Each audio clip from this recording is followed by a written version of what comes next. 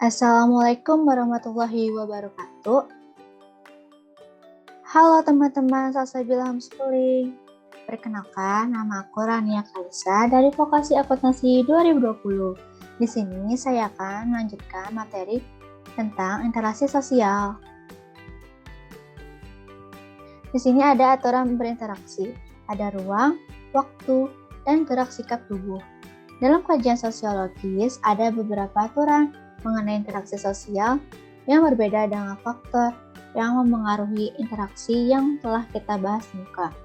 Kraft dan Daniels pada tahun 1979 menyatakan 3 jenis aturan dalam interaksi sosial, yaitu aturan mengenai ruang, waktu, dan gerak tubuh.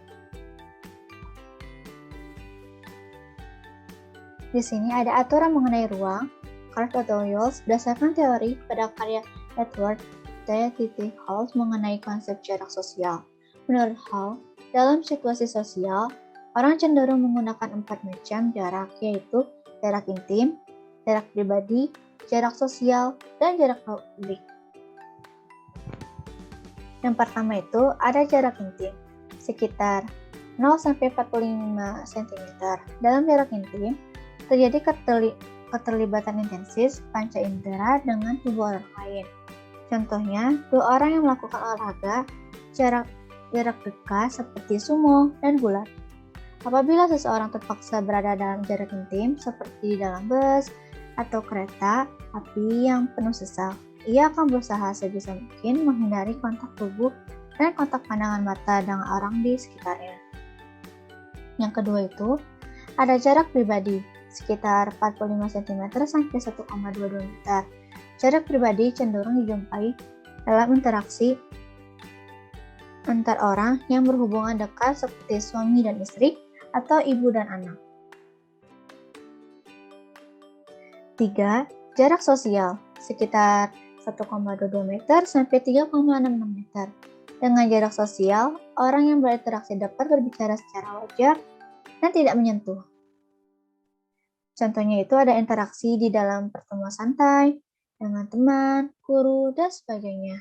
4 itu ada jarak publik di atas 3,66 meter. Umumnya digunakan oleh orang yang harus ditampil di depan umum, seperti politisi dan artis. Semakin besar jarak, semakin keras pula suara yang harus dikeluarkan. Di sini ada aturan mengenai waktu.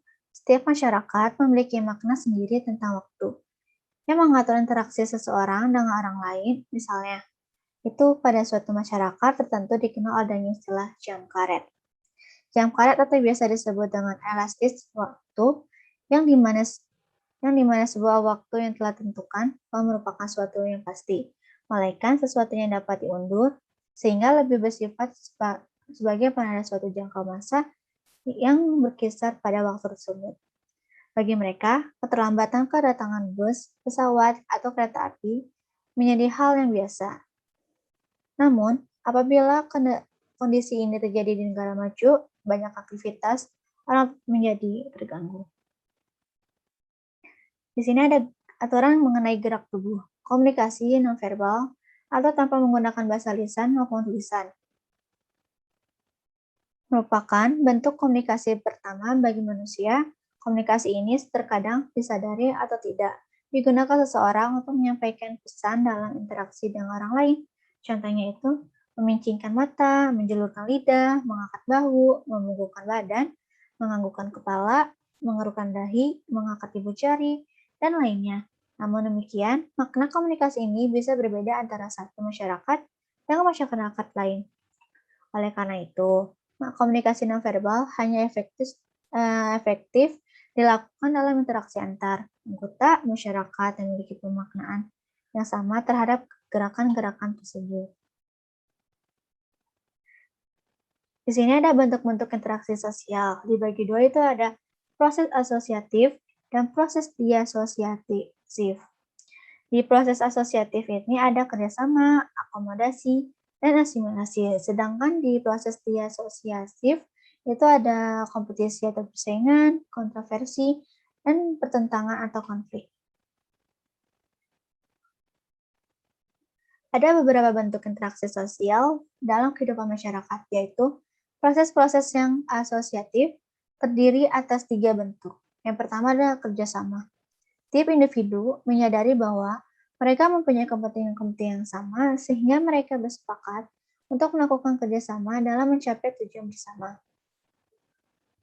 Dengan adanya kerjasama, maka keteraturan sosial akan terbentuk.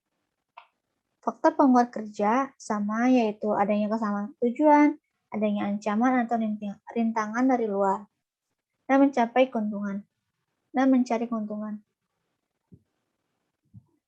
Ada 5 bentuk kerjasama menurut James dan William. Di sini ada kerukunan yang menyangkut gotong royong dan tolong-menolong, yaitu bentuk kerjasama yang dilakukan secara sukarela untuk mengerjakan pekerjaan tertentu. Lalu di sini ada koalisi, yaitu penyatuan 2 kelompok atau lebih yang mempunyai tujuan yang sama dan ingin cepat mencapainya bersama-sama. Lalu ada kooptasi, yaitu proses penerimaan unsur-unsur baru dalam suatu organisasi untuk menghindari konflik dalam organisasi yang sudah stabil. Dan ada bergaining, yaitu pelaksanaan perjanjian atau tawar-menawar mengenai pertukaran barang dan jasa antar 2 organisasi atau lebih guna memberi keuntungan yang adil pada semua pihak yang bekerjasama. Lalu yang terakhir itu ada joint venture, yaitu kerjasama antar 2 belah pihak dalam pengusahaan proyek-proyek tertentu untuk menghasilkan keuntungan yang akan dibagi menurut proporsi tertentu. Sekian dari pemaparan materi yang aku berikan. Semoga dari yang aku sampaikan ke kalian bisa bermanfaat. Maaf jika ada kesalahan dalam menjelaskan materi. Sampai bertemu di lain waktu. Wassalamualaikum warahmatullahi wabarakatuh.